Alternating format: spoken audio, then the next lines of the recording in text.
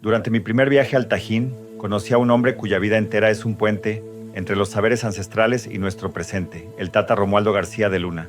Carpintero, sembrador, constructor, artista y maestro, Romualdo es guardián de la memoria totonaca. En su casa, levantada con sus propias manos dentro del territorio sagrado, enseña a estudiantes que la verdadera ciencia no está en los laboratorios, sino en la milpa, en los árboles, en el agua, en el aire que respiramos. El Tata dice que la espiritualidad no es rezar palabras heredadas, sino cuidar el agua, la tierra, al niño de la comunidad, que todo lo que tenemos es un préstamo, un don que debe ser protegido. En sus palabras, el buen maestro no impone, sino que ayuda a cada alumno a descubrir su don. Esa chispa que viene de las estrellas y florece en canto, en arte, en comunidad. Pero también advierte, el agua no está en crisis, el ser humano la contamina. Los árboles se sacrifican absorbiendo la polución de las ciudades para darnos oxígeno limpio. Y lo que llaman progreso, dice, muchas veces es destrucción, químicos que enferman a la tierra y a nuestros cuerpos.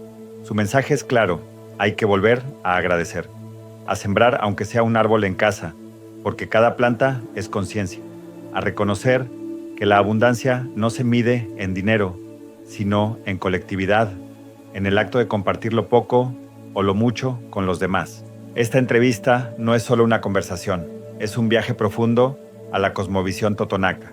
Escuchar al Tata Romualdo es escuchar a los abuelos, mensajes de sabiduría, sembrados para el presente y el futuro. Abran los oídos, pero sobre todo el corazón. Claro que sí, con mucho gusto. Y pues es un gusto. Katlen, la guanilla, axilate te tu tzoxtomaca, nakaeligan, xleikiltamaku, nakatagatsian, tagatsin, xalakmaka, Nicola tukuwanikan, kinka masiniganitan, kin tatitagan, siyunas, lakatanatapuntumije, tachiwin. Siempre me gusta comenzar con mi lengua materna, Sí. porque eso es lo que nos identifica como nación totonaca, como portadores de la cultura y de la esencia de la cosmogonía totonaca. Y bueno, quisiera comenzar compartiendo que en la cosmogonía totonaca hay muchos saberes, hay mucha sabiduría, hay mucho entendimiento y hay mucha abundancia. Lo rico es que nuestros abuelos y abuelas nos han transmitido que cuando un ser humano nace aquí en la tierra, en este plano terrenal, nace su propia estrella. Y esa estrella se coloca en el cosmos con las antiguas estrellas. En el preciso momento que uno está naciendo, una nueva estrella está naciendo en el cosmos. Pero también está naciendo un árbol. En ese preciso momento que el ser humano está naciendo su árbol, pero también está naciendo su animal. Un animal está naciendo en ese preciso momento. Todos esos tres auxiliadores, le llamo yo, porque en su momento nos van a auxiliar, nos van a conectar, son partes fundamentales para el ser humano. Y es por eso que los abuelos han llegado a una conclusión de que no existen las casualidades. Y si estamos aquí no es por una coincidencia, sino que por una razón en que nuestras estrellas se movieron y marcaron en este lugar. Que tenía que pasar en el preciso momento. Entonces, eso es lo rico. Yo le llamo la ciencia totonaca de los pueblos originarios, porque se guiaban a través del cosmos, a través de los árboles, a través de los animales. Ellos medían el tiempo y podían entender, pronosticar los acontecimientos de los tiempos sin necesidad de una tecnología. Con solo observar el árbol, cómo está la hoja, podían decir que dentro de 5 días va a llover, ¿sí?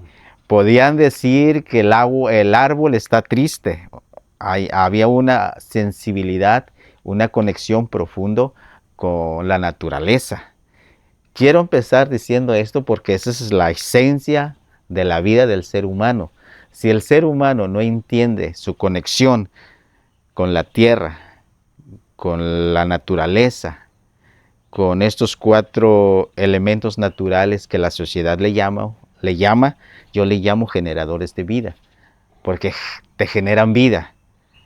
No puedes vivir 10 días sin tomar agua, te mueres, te deshidratas. Entonces, ¿quién es el agua? El agua, algo que te genera vida. ¿Quién es la tierra? Si no hay tierra, no puedes existir. Si no hay aire, tampoco puedes existir.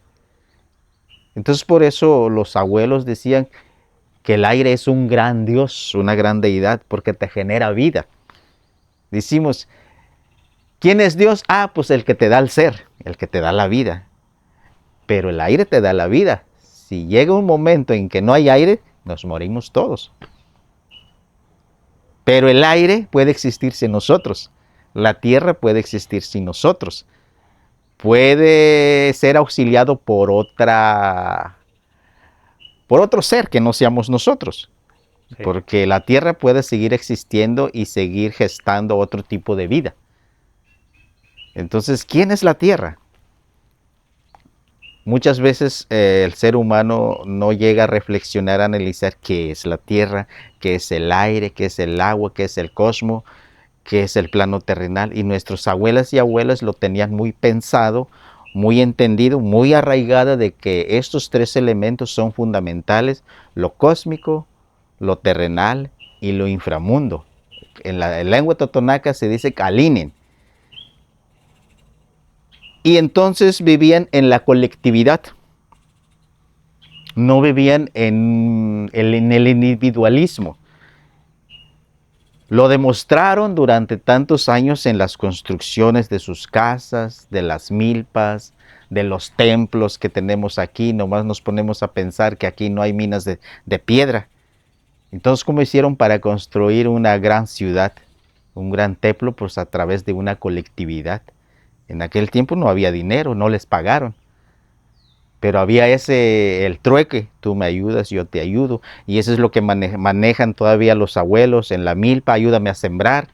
Y nos ayudamos a sembrar, nos ayudamos a hacer la milpa, nos ayudamos a hacer la casa, nos ayudamos a hacer la fiesta patronal en las comunidades. Todavía hay ese apoyo de la comunidad.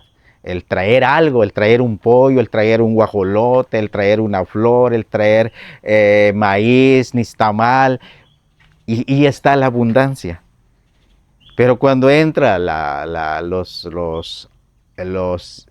este nuevo mundo que llega, individualista. El individualista, el que según tenían la razón y que son los que sabían, y esa es una mentira, porque aquí en este continente también había gobernanza, había arte, había médicos tradicionales que aún todavía existen, nos seguimos resistiendo.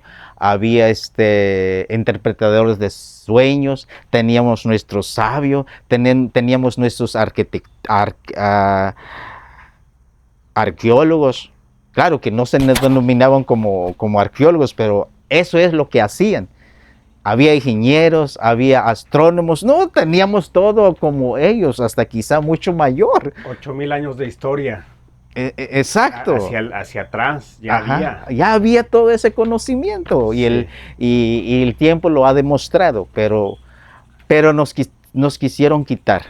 Compañero Romualdo, ¿y ahí qué papel importante juega la espiritualidad del totonaco, la cultura totonaca? La espiritualidad yo creo que es muy fundamental en este tiempo, porque en este tiempo pues igual, tanto como la política, tanto como las religiones, ya el ser humano ya está en duda, no sabe ni a qué religión ir. Porque todos pregonan de que su religión es mejor, de que el otro no sirve. Es el único y el verdadero. Y que es el único. Pero ¿cuál era la religión que manejaban las abuelas y los abuelas antes de la llegada del cristianismo? Pues la espiritualidad. Pero no se llamaba espiritualidad, a lo mejor yo lo estoy llamando espiritualidad, porque es lo más cercano que puede existir. En español. En español, la Sí. traducción. Pero ellos manejaban una palabra que se llama Actipunsale.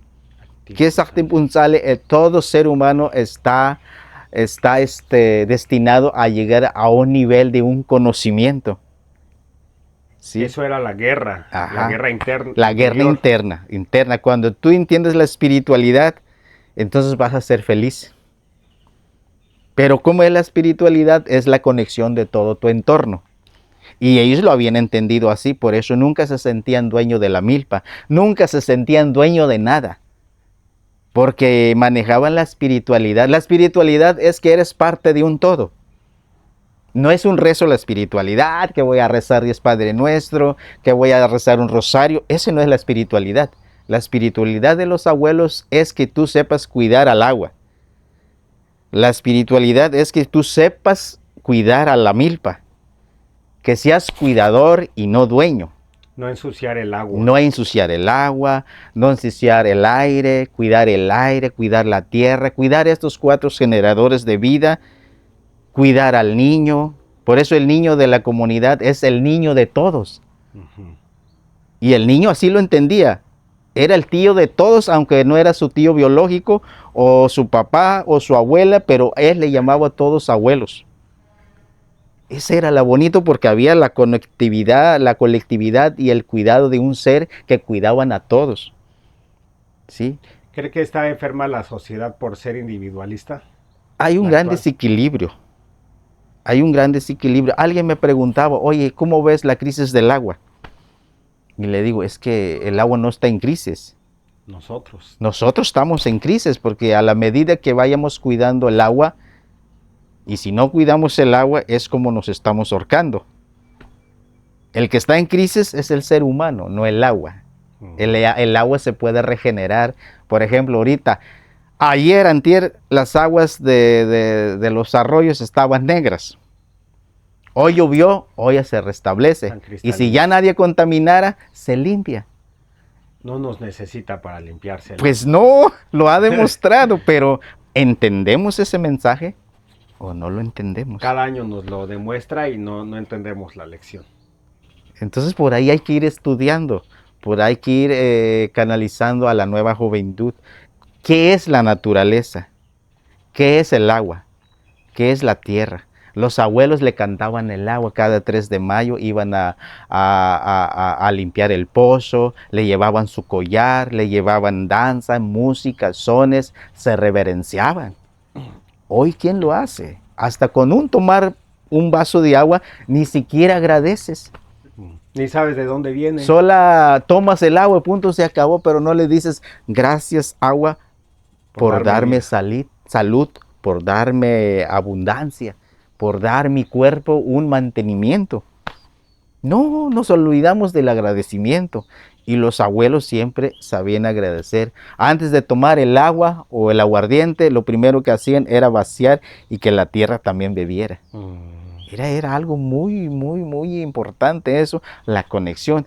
Pero en este tiempo, con esta mercadotecnia, con estas instituciones, tanto como religiosos, tanto como políticos, han hecho que nos desconectemos de lo espiritual.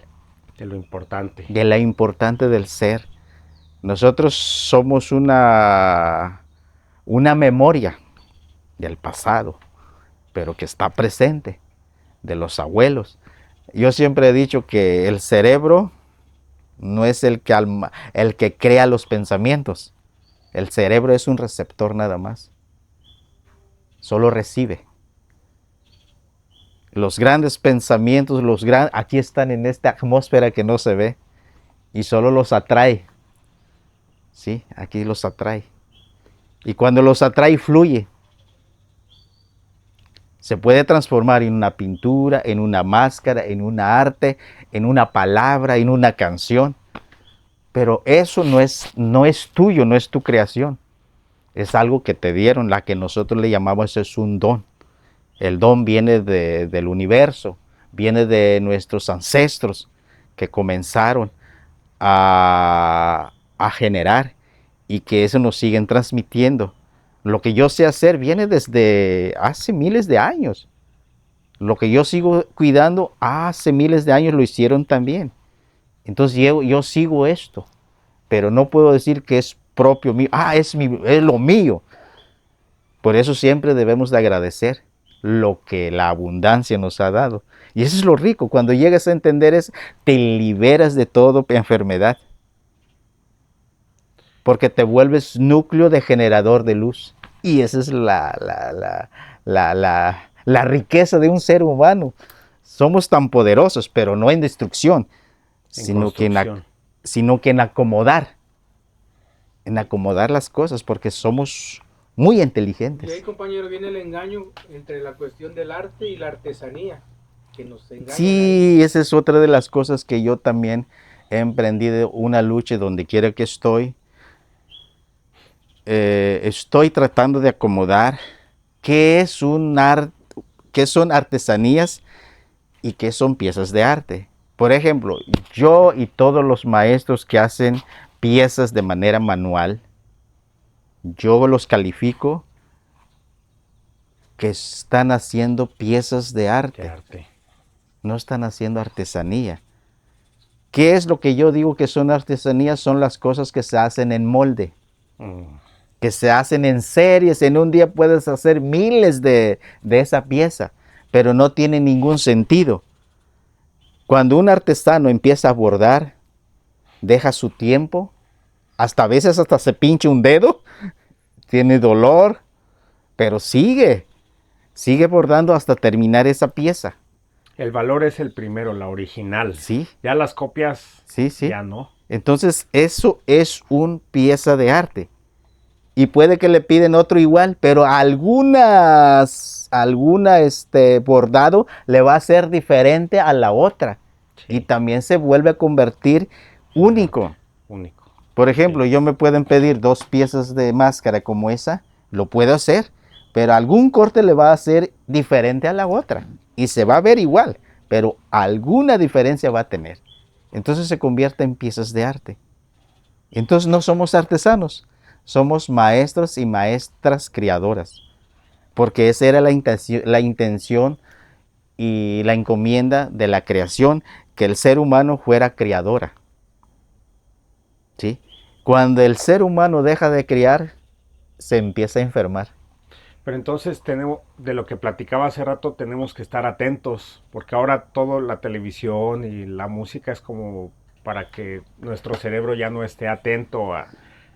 Por lo que yo entendí es que como que somos antenas receptoras, sí, para poder crear, pero en el momento en el que ya no estamos atentos, también uno se enferma porque ya vienen pensamientos malos, ¿no? Eso suele pasar cuando el ser humano no entiende su don, o sea, el por qué nació, cuál es su razón de estar aquí en este plano terrenal, y suceden muchas cosas en el proceso de una formación de una persona, y a veces involucra mucho a los padres.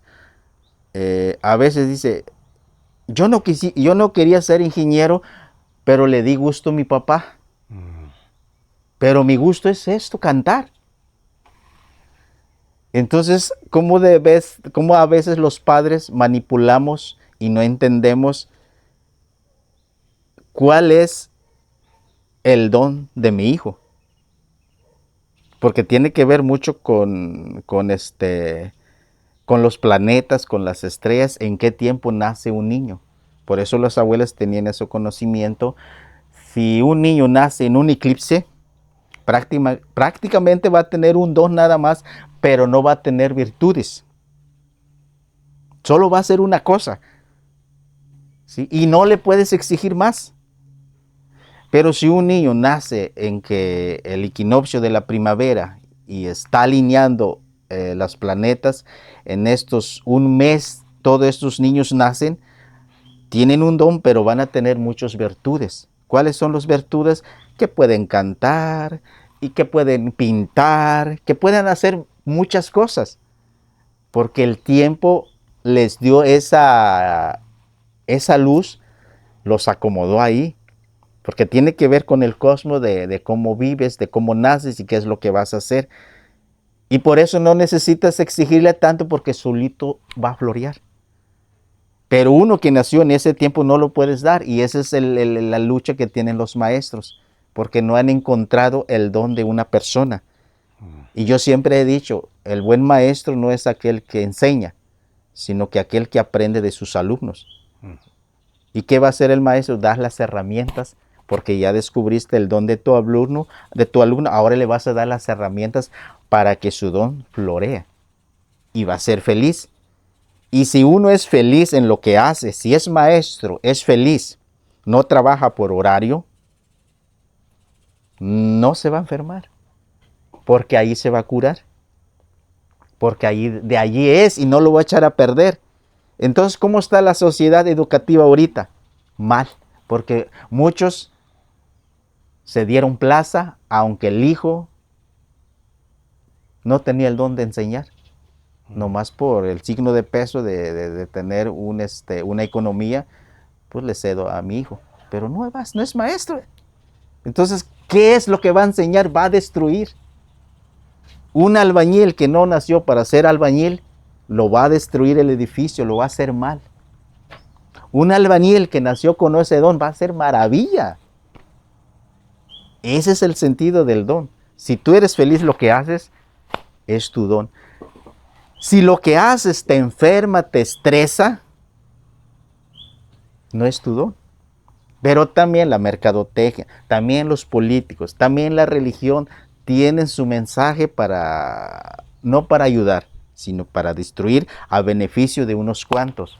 ¿Qué hace la mercadotecnia? Enviar mensajes subliminales en toda la tecnología, para que el joven, para que el papá ya compre y ya no haga un atole y que vaya a comprar Coca-Cola o que vaya a comprar Sabrita, en vez de que haga sus gorditas con una salsita.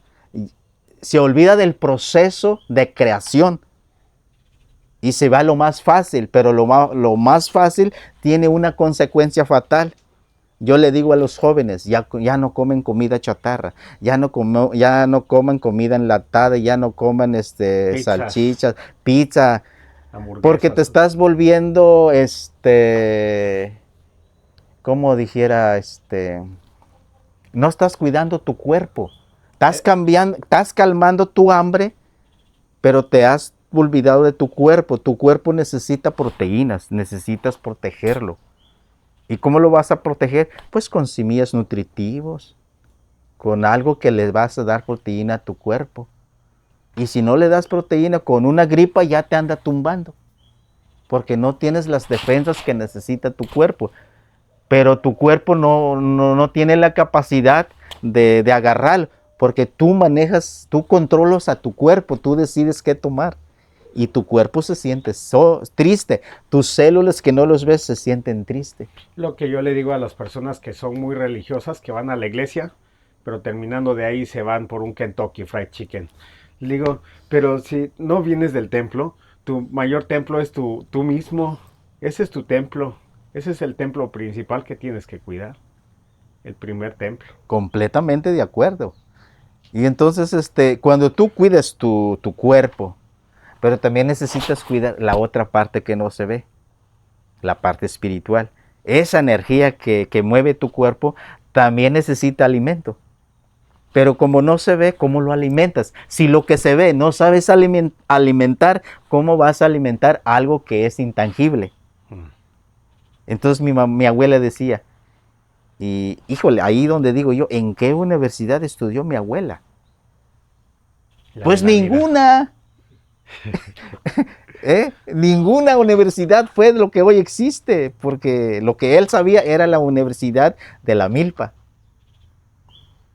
Y les decía a sus hijas, hagan tortillas que se esponjan. Y decían las nietas flojas, ¿pero por qué al final? Pues va a calmar tu hambre.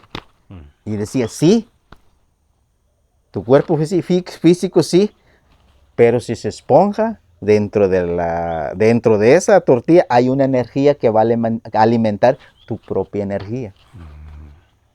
Híjole, dije yo, qué sabiduría, qué entendimiento. Consumen cosas calientes, dice. ¿Y qué cosas son calientes? Pues un té de pimienta, un té de jengibre, y ese va a ayudar a tu energía, a eso que no se ve. Y si tú alimentas a tu energía, todo tu cuerpo físico va a estar, pero al 100. Pero si tú no alimentas tu energía, tu cuerpo va a estar flojo, va a estar indefenso. Entonces todos tenían la sabiduría, no necesitaban de otras cosas más de lo que la naturaleza, porque eran parte de la naturaleza. Comían chapahuat, comían quelite, comían camote, comían todo lo que daba. Mi papá nunca comió un bote de sardinas o un atún enlatada. Entonces, somos de la naturaleza, tenemos que comer lo que es lo natural. Y tenemos que comer lo que hay en esta región.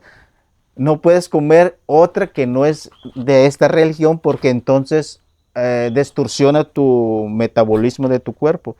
Pero ¿qué dice la mercadotecnia? Coma papa. Papa no es de aquí. Las papas. Y sin embargo los consumimos y eso nos daña. Y otras comidas que no son de aquí, que nos trajeron porque se venden. Sí.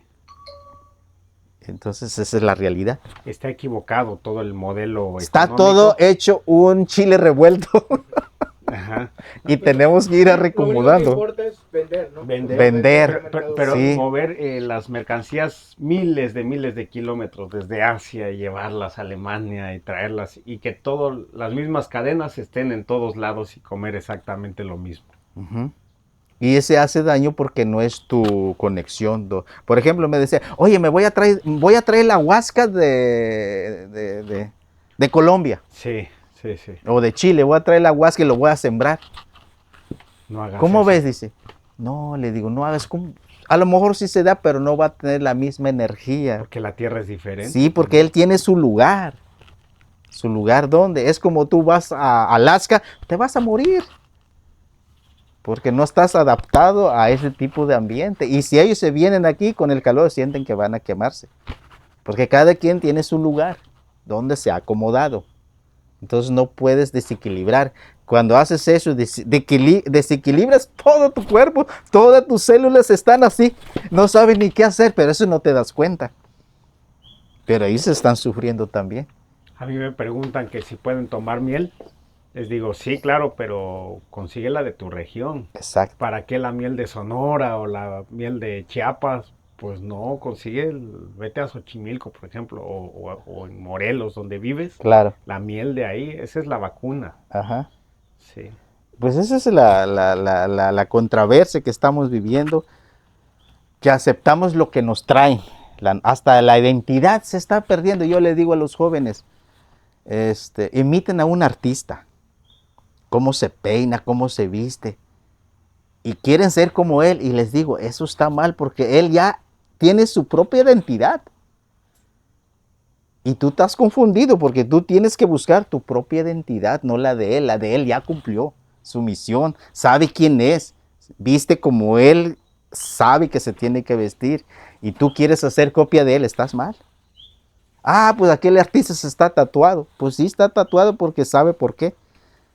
Pero tú busca tu propia identidad. A veces nos olvidamos eso. Y es triste. Porque mientras no alcanzas tu conciencia, pues siempre vas a estar perturbado. Y siempre vas a estar enfermo. Y siempre vas a estar, pues es que no me alcanza el dinero. Es que no me alcanza esto. Porque eso es lo que estás generando. Nunca estás feliz. Nunca eres feliz. El jardín Sí. de enfrente siempre es más verde. Porque mancillas tu cuerpo. Y no te das cuenta. ¿Sí? Entonces, tus células, ¿cómo sientes cuando una te pincha una espina, todo tu ser se cimbra? Porque hay algo que no es de allí. Hasta que salga ya te sientes bien. Liberado. Y liberado, ya descansas. Entonces, lo mismo sienten tus células cuando son agredidos, porque es una agresión. que tú no lo sabes, pero ellos sí lo saben. Ujú. Muy interesante. Sí, vivimos ahora, bueno, por ejemplo, lo que yo aprendí en Chapingo es que todas las enfermedades comienzan con una inflamación. Pero la inflamación no es nada más de que, ay, me siento muy lleno. No, cada célula de tu cuerpo está inflamada. Todas las células están enfermas. Por eso no sirve ir con el cirujano a que quítame el tumor. Más bien tienes que quitarte tú tus malos hábitos. Porque el tumor está en todo el cuerpo, nada más ahí sonido. Pero uno es el que tiene que cambiar sus hábitos, su Sí, manera de pensar primero para recuperarse, restaurarse. restaurarse. Y qué bueno que hubiera, bueno, precisamente el Centro de las Artes Indígenas que se fundó hace en el 2006, precisamente lleva esa intención de volver a regenerar a través del arte. A través del arte a las nuevas generaciones se les entrega ese conocimiento de una formación íntegra, que vivan la espiritualidad, que vivan el entorno, que encuentren su don, que sean felices. Pero para cómo se hace eso, pues eso es todo lo que tú dices. Si todos los días tú maldices, pues eso es lo que vas a vivir. Si todos los días decías mal a alguien, pues eso es lo que vas a vivir porque de tu boca está saliendo. Pero si todos los días sale una bendición, sale una dulce palabra, sale una acción muy buena, eso es lo que vas a vivir. Y eso es muchas veces que el ser humano no se da de cuenta del por qué vive en un caos de su propia vida, porque él lo ha invocado. ¿Sí? No alguien te lo dio, tú mismo eres parte de eso, de lo que estás viviendo, pero te puedes liberar. ¿Sí? Y puedes hacer feliz, puedes controlar el todo, puedes ser un todo. Y cuando llegues a este nivel, pues eres feliz en todo, te alcanza el tiempo, puedes estar acá, puedes estar allá, eres feliz pues. Ya Sin nada te prisa. puede perturbar. Muchos buscan felicidad afuera, cuando la felicidad está adentro. Cuando tú eres feliz, lo demás es secundario. Cuando tú eres feliz, la economía es parte de, porque todo llama. Ajá. Entonces, así es la abundancia. Me acuerdo mucho de que hace poco pasó el 24 de junio, día del dios Axín, y ahí hay un código muy importante que cuando este niño Axín llega al lugar de los dioses y le dicen, vas a ayudar a preparar la comida, pero solo pone un frijol y no más. Y Axín, que era terrenal, dice, no, dice, ¿cómo? Si son miles de truenos, un frijol no les va a alcanzar. Ah, voy a poner unos 2, 3 kilos. Y pone 3 kilos de frijol en la olla. Al momento que empieza a hervir el frijol, se empieza a inundar de frijol y empieza a hacer como una presa de frijol y Axín se estaba ahogando.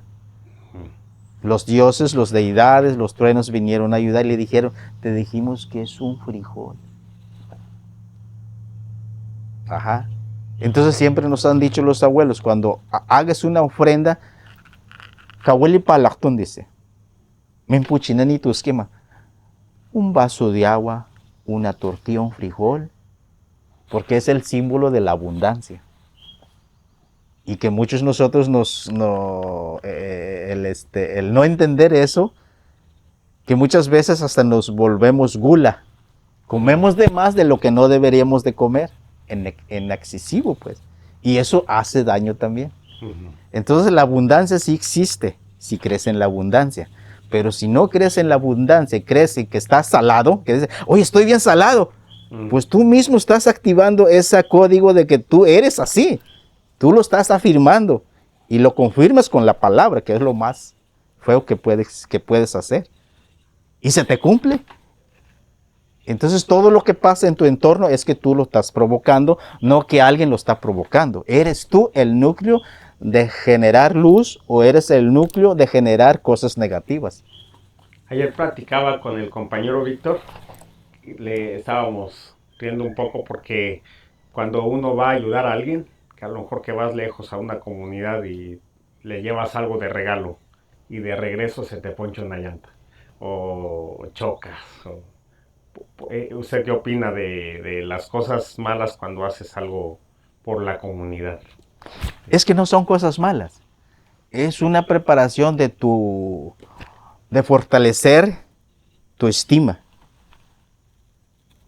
¿Qué tanto te puedes arrepentir de los hechos, del bien que hiciste, de las acciones que tú lo ves mal? Pero es una fortaleza para ir madurando.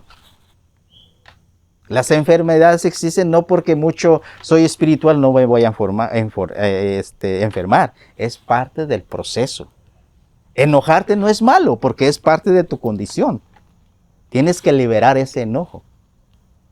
A veces, ay, no voy a llorar. Llora, para eso te dieron lágrimas. Tienes que llorar, porque si no, también esos se enferman. Tus lágrimas quieren salir. Por alguna razón te dieron y tienes que llorar. Entonces, las cosas malas que pasan no es que estén malas por una acción que hiciste, sino que es para ir mejorando tu actitud. ¿Qué tanto de actitud vas a mejorar? ¿Qué tan fuerte ¿Qué eres? tan fuerte eres? No, ya me arrepentí, no hubiera ido. Lo echaste todo a perder. Todo ese que diste no sirvió, enfermó. Así de sencillo. Por eso en esta vida es un caminar y cada día hay un proceso. ¿Cómo vas fortaleciendo tu estado físico, pero también tu emoción, pero también tu espiritualidad? Y cuando llegues a ese nivel, hasta ni te des cuenta cómo vas a arreglar tu llanto. Cuando te das cuenta, ya se solucionó. Así hay soluciones. ¿Por qué? Porque eso es lo que generas. Pero si te arrepientes, pues eso es lo que pasa. Yo digo que son esos pequeños detalles que lo ve uno malo, son fuentes de fortaleza. Yo así lo veo.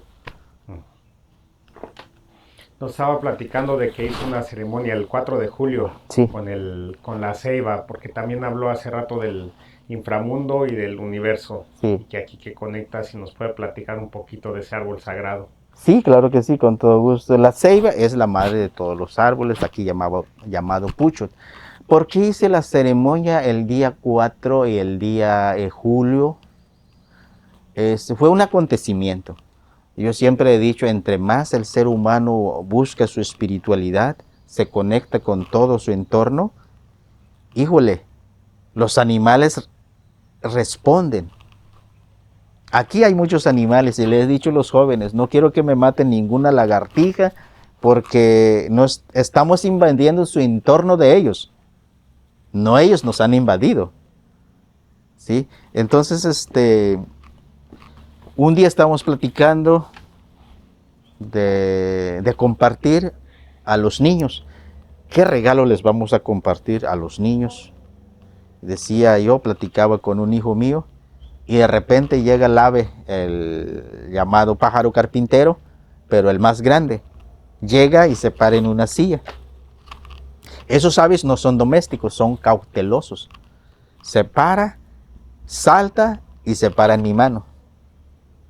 Estuvo ahí una fracción de segundos, nos dejó así como que, ahora sí, con los ojos cuadrados, porque es un animal que pues no se deja ni agarrar. Pero se posó en esta mano, después se fue a la pared, después se fue al árbol, después se fue. Y nos quedó así, empezamos a analizar, oye, ¿qué pasó? Algunos abuelos me dijeron, no, pues es de mal agüero, algo te va a pasar. Yo no creí eso. Cuando llegué le pregunté a mi papá, me dices que ese ave es el mensajero de Quihuéjolo, el dueño del monte. Y si te vino a visitar es que lo que estaban pensando vino a confirmar. Y necesitas hacerle una ceremonia.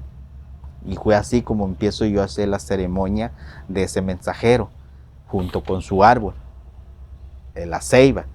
Pero después de una investigación más profunda, me di cuenta que los árboles son receptores de mensaje. Son como antenas parabólicas que nuestros abuelos utilizaban para hablarle a su deidad.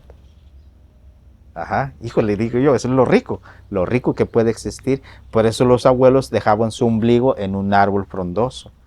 Cuando ellos se sentían mal, abrazaban al árbol, porque el árbol tiene una conexión con lo divino. En la creación dicen los abuelos que cuando los 4 criadores bajaron para hacer el ser humano, no pisaron la tierra, sino que pisaron la copa de los árboles, ¿sí? Entonces por eso el hombre dijo, voy a hacer mi copalera. Por eso la copalera tiene forma de un árbol. Tiene la copa, el tallo y la raíz. Y se ahuman, porque ahí está la esencia de los dioses. Entonces eso es lo rico. Entonces lo que yo estoy fortaleciendo, cómo el ser humano vuelve a su estado natural, a rezarle al árbol. Cuando hice la primera ceremonia, hasta el recendero se incomodó. ¿Por qué voy a rezarle al árbol? ¿Por qué voy a sahumarle? Porque ya no es común. Es común en un altar arrodillarme o en una iglesia, pero volver a lo tuyo se vuelve complejo. Y por eso en un estudio que hice yo dije, lo nuestro se volvió ajeno y lo ajeno se volvió nuestro. Oh, está buena esa frase. Ajá, entonces, y es por eso que yo trato de fortalecer, no rescatar. Siempre estoy en contra de la palabra rescatar, porque el conocimiento está, los abuelos están, solo hay que fortalecer en la práctica. Y hoy, en este año, pues ya la mayoría ya no le tiene miedo al árbol, en sahumar. Lo querían quitar, dice. Sí. Entonces, como esa lucha de resistencia de volver a lo nuestro no es nada fácil, porque domina más la globalización, todo lo que está aquí. Y duele volver a lo nuestro. Duele volver a lo tuyo. Sí. Sí, duele. No, es que lo está inventando. No es un invento, es algo que estaba. Pero como se dejó de practicar, pues ya pesa ahora. ¿Sí? Volver a hacer atole de maíz, ya los jóvenes ahorita ya no quieren. Porque es difícil el proceso, pero el proceso es una enseñanza. Y la enseñanza es una conexión con lo natural. Muy bien. ¿Sí? Nosotros cuando iniciamos una siembra allá en la Ciudad de México, prendemos un anafre y ponemos el copal. Y nos dimos cuenta que si alguien siembra un árbol solo, casi ese árbol no sobrevive. No. Pasan 1000 cosas y no sobrevive. Necesita haber comunidad para que los vecinos se unan y todos vengan, aunque no hagan nada. Nos han criticado en los videos que hay 20 personas para sembrar un arbolito. Pues sí, pero uno trajo el agua, otro trajo una ofrenda, otro trajo otra cosa. Uno está grabando, todos tienen su rol, sí, en las siembras. Así es. Sí. Esa es la colectividad, que mucha gente no lo quiere entender. Por ejemplo, aquí en el Corazón de la Madera, todos los alumnos que llegan aquí, lo que primero que les pido es que traigan una planta, un árbol maderable o frutal, o una maceta, pero siempre tienen que aprender a sembrar. Y les ayudamos a sembrar, pero tiene que ver con esa emoción que traes. Si traes esa emoción de que tu planta lo quieres, va a crecer. Pero si traes una emoción de que, pues ¿por qué me le pidieron? Lo trajiste con mala gana, se te va a secar. Se te seca. Porque así pasa, porque las plantas entienden tu voz, entienden. Es como los animales. Entienden tu lenguaje, aunque ellos no hablan, pero ellos te entienden. Hasta con solo tronar los dedos, ellos ya saben. Los ¿sí? que ya no entendemos somos nosotros. Los que no entendemos somos nosotros. ¿Sí? Porque siempre he dicho, nos sentimos inmortales. Y nuestros abuelos nos enseñaron a ser mortales. Por eso no vivían en los pleitos, por eso vivían en la conexión, por eso vivían el tiempo como el último día, porque son mortales, mañana no saben si van a existir. Por eso siempre se ahumaban, por eso siempre bendecían, por eso siempre te decían, cuídate hijo, vete bien, que Dios te ayude, o que la naturaleza te ayude, te acobije. Siempre en ese estado de una vida sana. Pero cuando te sientes inmortales, estás en el chisme, estás en la crítica, estás en la guerra, estás como que si nunca como que si todo el tiempo vas a existir. Y te olvidas de abrazar. Entonces, ¿cuál es la importancia de vivir como mortales? Aprovechar este tiempo lo máximo. Porque si no aprovechas, mañana no sabremos si vamos a estar. ¿Sí? Entonces, ese es el sentido de la vida que le daban los abuelos y las abuelas. La espiritualidad. Aprende a vivir la espiritualidad, no en rezos. Otros lo hacían en rezos, que son nuestros danzantes. Sí. Nuestros danzantes son los que rezan, pero en códigos, en otro lenguaje, no como la religión lo enseña, que seguir un escrito, unas oraciones. Un danzante reza con sus movimientos, que hace cruces, que hace círculos, que golpetea, que se inclina. Esa es la riqueza. Y si ves en Papantla, que estuviste en Papantla, hay una catedral, pero hay 2 iglesias. Ahí hay la iglesia grande del catolicismo, pero hay otra iglesia que es lo nuestro, que es el Palo Volador. Que esa es nuestra iglesia, que no se ha derrumbado. Que sí, y que como coincidencia me estar aquí de frente, haciendo esa resistencia, esa lucha. Y eso es lo bonito, pero mucha gente no lo está viendo. Lo está viendo como folclore, como una actuación, pero como hemos ¿cómo se dice? Resistido durante tantos años. Inclusive lo ven, nuestra cultura o nuestra espiritualidad la ven como superstición, Exacto. como hechicería. Sí, o sea, el altar, eso, hasta la misma cultura católica lo ve como superstición. Sí, a mí me han dicho mucho los sacerdotes, porque ya también he platicado con los sacerdotes, y hemos platicado así. Y pues yo les he dicho mi punto de vista, y lo real, le digo, hay que ser realista, le digo. Hace 40 años no había iglesia en mi comunidad, y sin embargo existíamos. Ajá. Después llegaron la capilla, después llegaron los sacerdotes, después todo lo que existe actual. Pero antes, la primera misa que se hizo en mi comunidad fue en el árbol de un girasol. No había ni casa, ahí se hizo. Después dicen, está prohibido hacer misas en la intemperie. Oye, qué incoherencia. Sí. Porque antes lo hacían en la intemperie. Ahora ellos deciden dónde va a estar Dios. Ahora, si te da una gripa, te preguntan, ¿ya te tomaste algo? Sí, un té. No, pero algo de la farmacia. Pues si la gripa existe desde antes que existieran las farmacias, pues eso. Sí, y es lo que yo les he dicho a mucha gente. ¿Ustedes creen que todo lo que venden en el mercado o la medicina sirve? No, pues sí. Yo digo que no. Porque en cada esquina hay una farmacia. Sí. Si curara, nomás una farmacia hubiera. Exacto. Así, pero como se vende mucho y no cura, por eso están en cada esquina. Ahí en Papantla hay 2 farmacias del ahorro en la misma cuadra. Sí.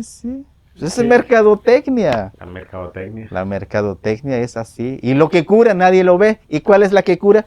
Pues los árboles. Sí. Hablaba de, ya para ir cerrando, no quiero editar el video, quiero mandarlo así tal cual es. De que cada gente, sobre todo en las ciudades, que tenga un árbol, un huerto en su casa. Muy importante, si nos puede decir sobre eso. Sí, la verdad sí, es lo que yo he visto en las ciudades, y he estado en las ciudades grandes, y he visto que esa gente que está ahí anda muy corriendo. No tiene tiempo para descansar. Y se olvida de quién es. Porque a veces necesitamos ver algo y sentir algo. El árbol es fundamental porque somos naturaleza. Y cuando un ser humano llega a su habitación, solo ve 4 paredes. ¿Sí? Es necesario que tenga una planta, un árbol, ya sea maderable, ya sea frutal, o un traspatio, que siembre un chilito, que siembre chayote, camote, porque todo se da.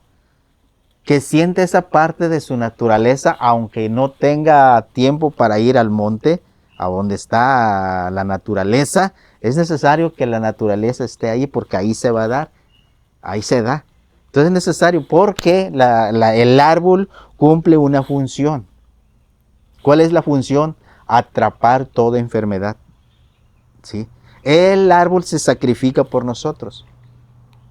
Se muere porque recibe tanta contaminación que va dedicado hacia nosotros. Es como la capa de ozono. La capa de ozono cumple una función. Si no hubiera la capa de ozono, que ya está también deshecho en partes, entonces ya los rayos solares producen cáncer. Entonces el árbol cumple una función, atrae el agua, atrapa enfermedades, filtra el oxígeno limpio. Pero si no tenemos árboles, entonces la contaminación es directa y estamos propensos a muchos cánceres que hoy se menciona. La mayoría tiene cáncer porque no tenemos los guardianes. Y sucedió en el 2019, la pandemia que hubo, que en las comunidades ni quien se cuidaba, porque había tantos guardianes, había tantos montes, hay árboles, pero en la ciudad era más destructiva. Se murió mucha gente más en la ciudad que en las comunidades. ¿Y qué nos quiere decir eso? Porque los árboles cumplieron su función. Entonces es necesario sembrar un árbol, porque es tu conexión con la naturaleza y el árbol te cuida. Ahora nos dicen que sí, está bien siembren árboles, pero que no sean grandes. Nos han vendido esa idea de que los árboles deben ser pequeños. No, entre más grande sean el árbol, tienes más protección. Así es. Entonces, si rompe la banqueta que dice, pues no importa. Esa es la palabra clave que tienen que romper. Porque ¿qué pasa en una ciudad? Cuando todo está banquetado. ¿Cuál es la función del sol? La función del sol es dar luz, pero también dar energía al núcleo de la Tierra. Sí. Cuando el sol baja, sus rayos solares se tienen que llegar hasta el núcleo de la Tierra. Pero cuando hay una capa, No respira. le impides a que el sol cumple su función. Entonces toda esa energía que iba a ser nutrido, el núcleo de la Tierra se esparce así.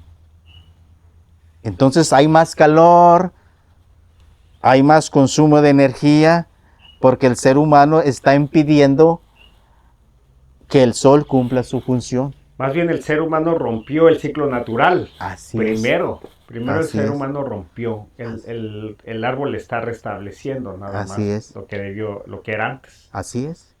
Entonces el ser humano ha hecho su propia destrucción, lo que hoy le llaman Progreso. progreso, es una Es destrucción. un retroceso. Así es. Así, en pocas palabras, eso. No que el árbol, hermano, deja que rompa el suelo. Porque está queriendo proteger, por eso está rompiendo barreras. Pero a veces eso no entiende el ser humano. Muy interesante. Ya para cerrar, no sé si un mensaje final y dónde lo podemos encontrar o usted invita a que la gente venga. Tengo mi Facebook, ¿Cómo lo encontramos? con mi nombre, Romualdo García de Luna.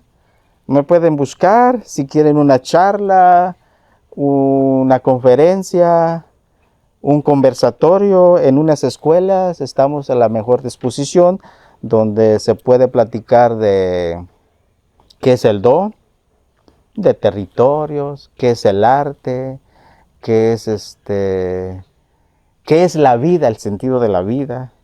De muchas cosas se puede platicar que pueden ayudar a los jóvenes a entender qué es la milpa. A mí me preguntan, ¿dónde aprendiste? ¿En qué universidad fuiste? Pues en la milpa. En el monte se aprende muchas cosas. La defensa Observando. del territorio también va a acompañar.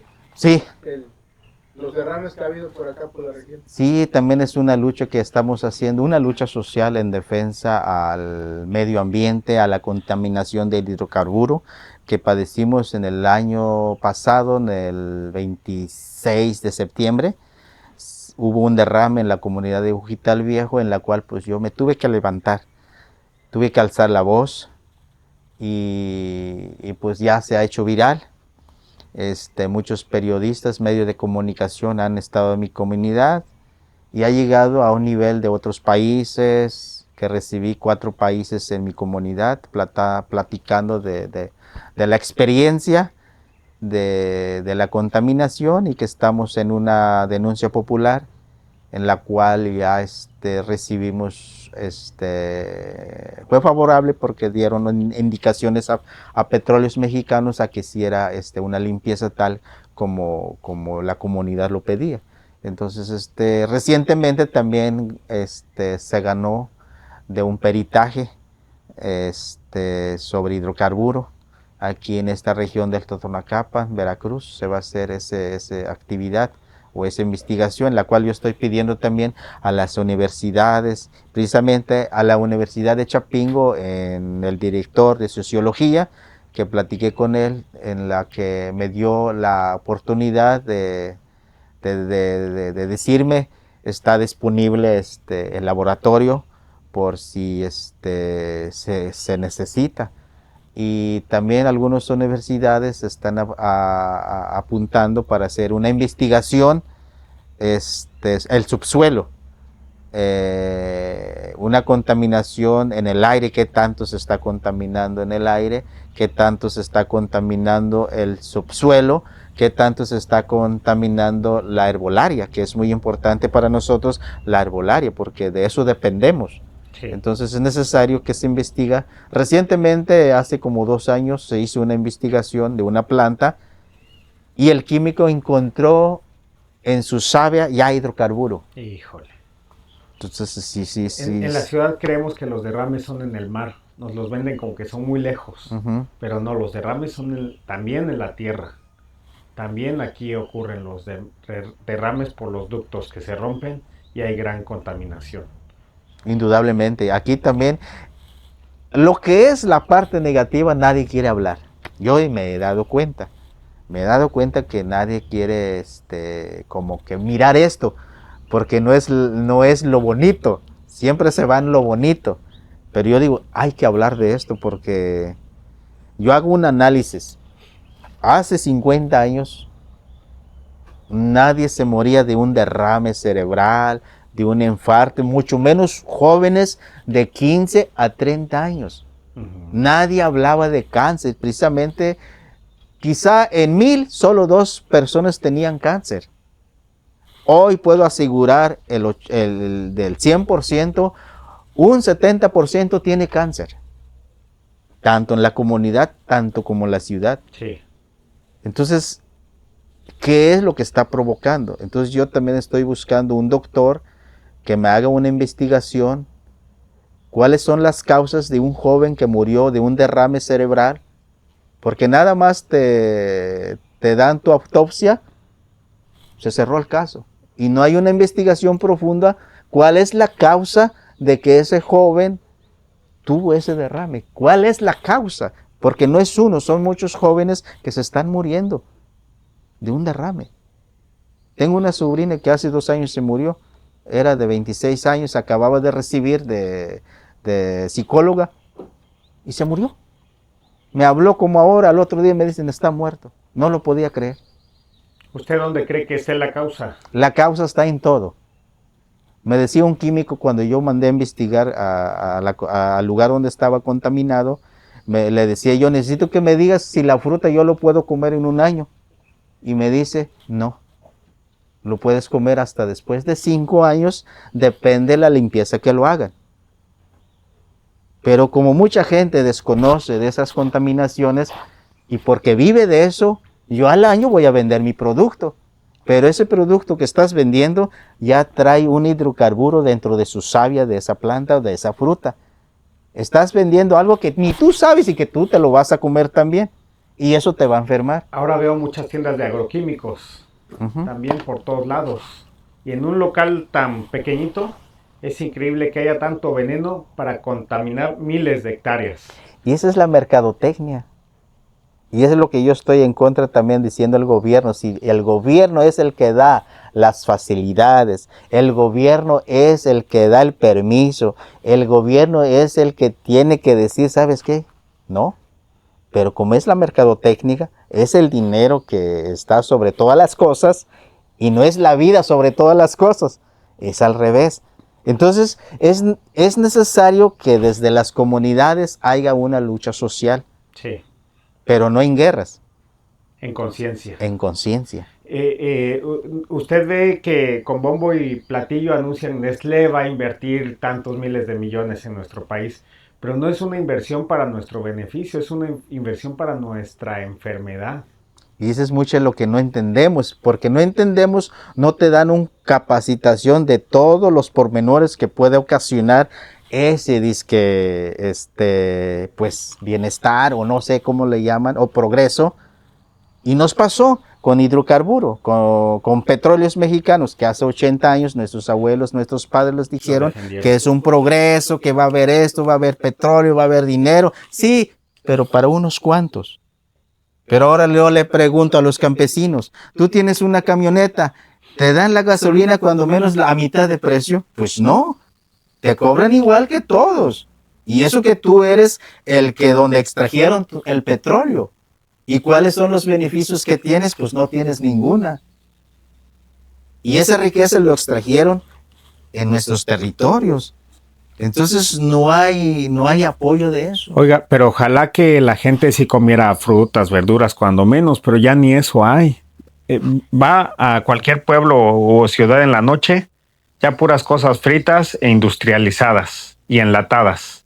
Ya no hay nada natural en la noche. Es la tristeza porque el ser humano está perdiendo su conciencia. Ya no razona. Porque la mercadotecnia y los mensajes subliminales son los que están ahorita encima de todas las cosas. Entonces es necesario volver a renacer desde las comunidades, volver a implantar de que el joven entienda que es necesario que protege su vida, comiendo sana, no comiendo todas esas cosas. Pero es porque ya no hay amor hacia uno mismo. Sí, Nos enfermamos porque ya no. Y tiene que ver desde los padres también, desde los padres. Porque si el padre actúa así, pues normalmente el hijo va a ser igual. Las madres le dan la leche esa de, en vez de dar pecho, ya dan fórmulas lácteas a los bebés. Sí, y eso ha pasado en todo. Desde la primera fórmula láctea ya se está formando la diabetes. Sí, exactamente. Desde el primer día que le dan fórmula láctea. Y yo les digo, hoy he estudiado, yo he analizado, porque he investigado. Todos los jóvenes madres de hoy, lamentablemente, tristemente, ya no hay madre que traiga a su hijo de un parto normal. Ya no. Todo es cesárea. Cesárea. Y dije yo, ¿a dónde se fueron las madres valerosos, guerreras? Mi mujer tuvo 6 hijos, pero fueron parte natural, en la casa, porque había esa fe.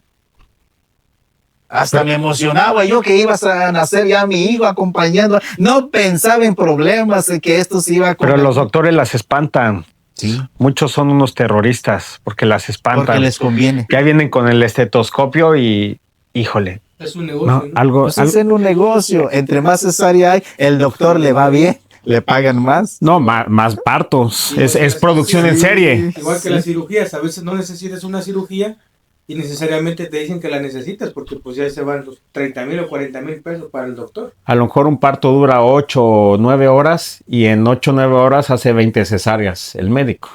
Imagínate cuánto de entrada de dinero. Es mercadotecnia. Y también está involucrado con el sector salud. Porque nuestras parteras son socios, pues. Nuestras parteras les quitaron el don. Porque ellos no ven el dinero. Yo me acuerdo cuando mis hijos nacieron, le decía a la abuela, ¿y cuánto me vas a cobrar? Ay, tata, con lo que me pongas la ofrenda y yo me doy bien servido.